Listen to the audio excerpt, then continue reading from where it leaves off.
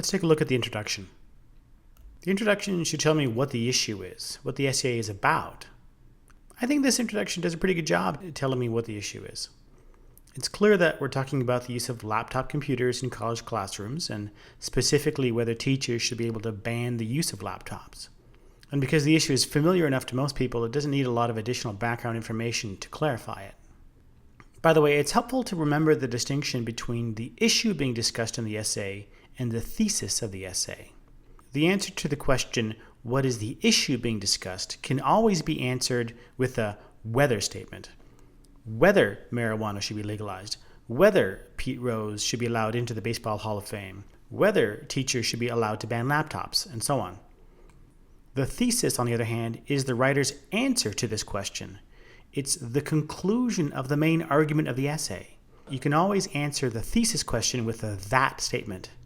My thesis is that marijuana should not be legalized, that Pete Rose should be allowed in the Hall of Fame, that teachers should not be allowed to ban laptops. And that leads naturally to our next question, whether the thesis of this essay is clearly stated in the introduction.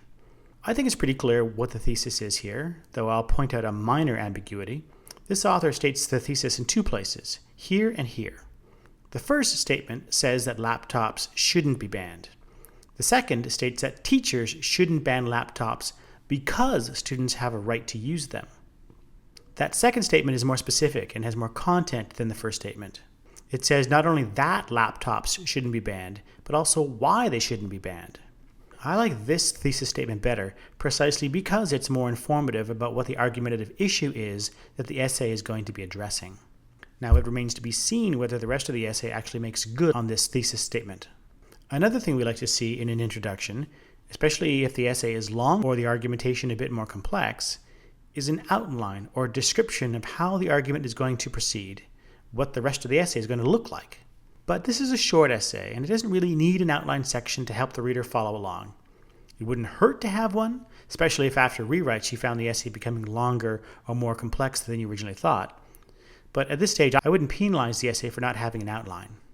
However, if you look at this introduction, you do get a suggestion of how the argument is going to go. I would recommend that the author be aware of the information they put in the introduction and what they don't put in the introduction, because this information sets up expectations in the reader's mind about what they're going to see in the essay. And you don't want to say you'll do things that you end up not doing. Anyway, to sum up, not knowing anything else about what's in the essay, this is a pretty good introduction. It may have to be rewritten in light of what we actually find in the main body of the essay, but at the very least it presents the issue clearly and has a clear thesis statement.